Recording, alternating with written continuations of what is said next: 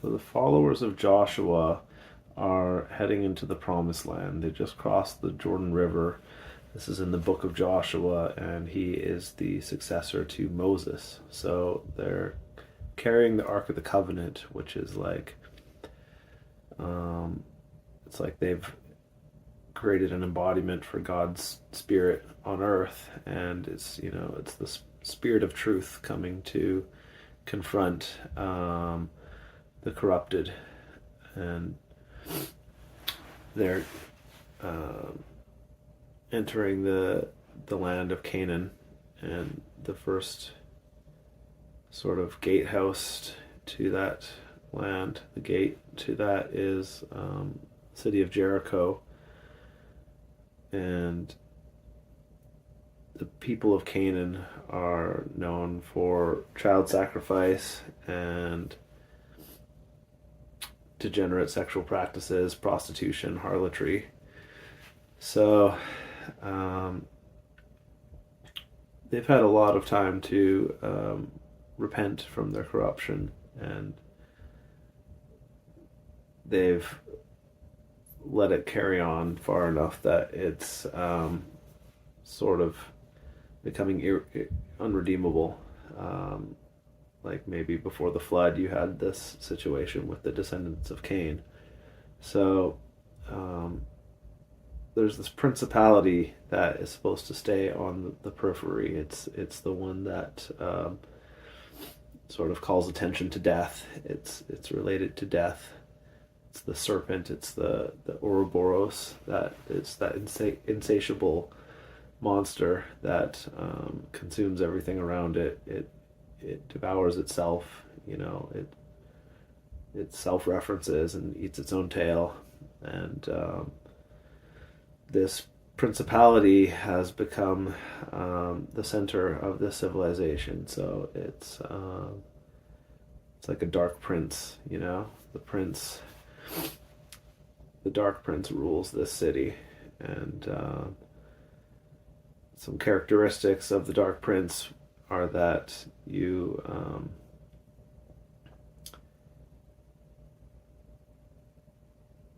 he sacrifices others to feed himself. He exploits, and you're serving an earthly passion. You're serving earthly passions at the expense of others. So they have all the pleasure they want and none of the responsibilities. They internalize the good and externalize the bad, the responsibilities. And, they sin all they want, and they sacrifice someone else to pay for it. And when you get into a situation like this, it's like a flood. There are no higher principles visible. Everything has become flat. Nothing is treated as a higher value than another. There's no higher principles. It's just everybody serving themselves, and it tends to spiral downwards towards self-destruction. So they're living a lie. They're acting like this is the highest form of existence, but there's a problem when you claim that you're the highest form, that that there's no other way to live. Is when the true king comes home. You're no match for the truth. A lie cannot last long in the presence of a truth. So here come the Israelites with the Ark of the Covenant, which contains God's law. It's the truth, basically, the spirit of the truth, and it contains the budding rod of Aaron.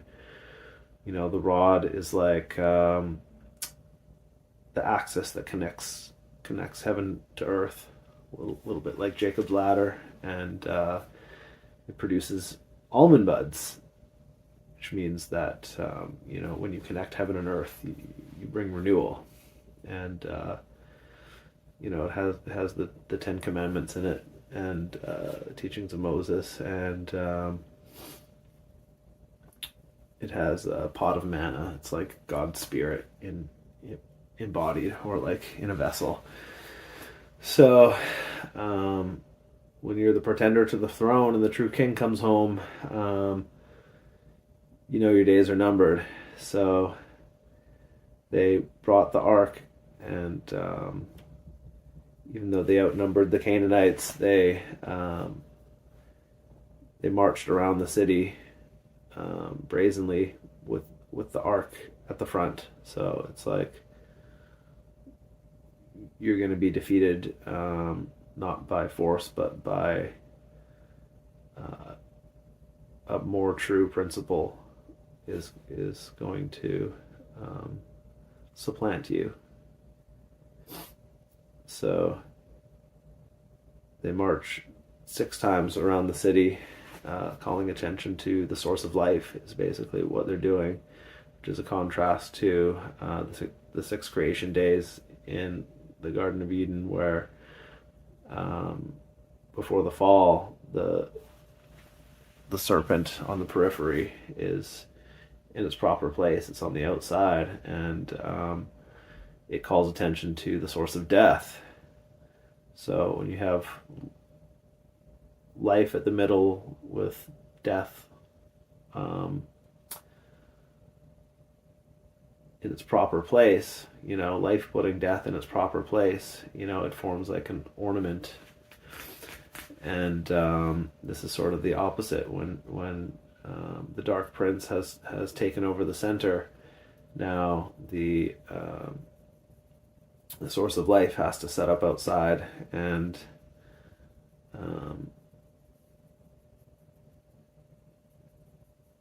until its proper time has come, it needs to be veiled. So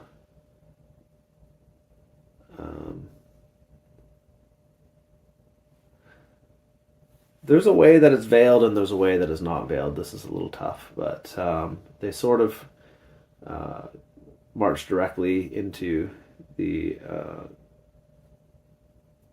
presence of the deceiver with the truth in hand to confront it. But there's also this way that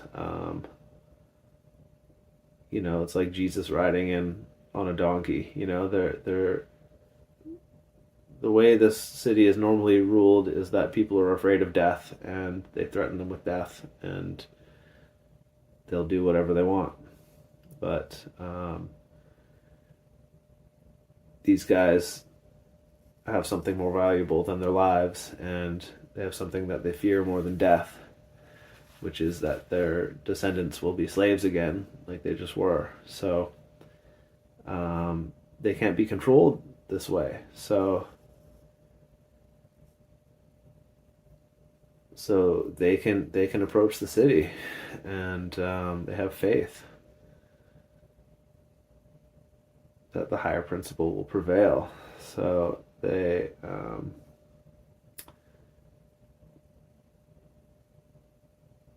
put the truth in the front, and they call attention to it. And then on the 7th day, they blow the horn 7 times and sort of announce the presence of a higher principle, and give everyone an opportunity to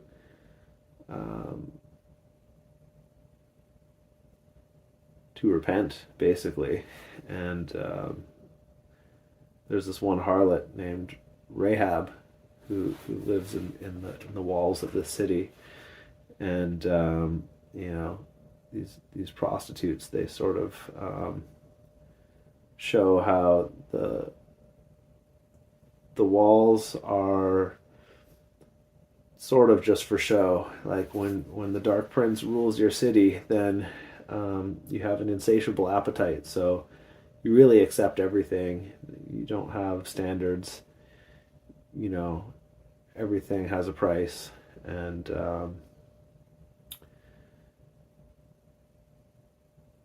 the weakness of that principle is that if you consume everything that comes to you, and you consume the infinite, then it'll wind up consuming you. So Rahab could see that, this is they've been living a lie. They've been living shamefully in their city, and she recognizes that there's no future in that, and she decides to help the spies. So this is where it's kind of like a veiled approach, where the spies come in a subversive way, in a disguised way on behalf of Israel, and they Rahab helps them to get perspective over the city up on top of her home, and she hides them from the authorities there at the risk of her death. So she basically starts identifying with the Israelites and helps them. And on the seventh day, they call attention to the ark 7 times, and the walls fall down. And this sort of shows that a higher principle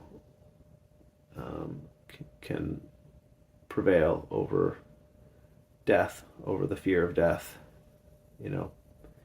and without force. And Rahab sets herself apart from these people that have condemned themselves, and she marks her window with a red cord, which symbolizes the Passover, and her family is preserved, and the rest of Canaan falls. And this is the first step. This is the establishment of the foothold of the Israelites on the path to the Promised Land.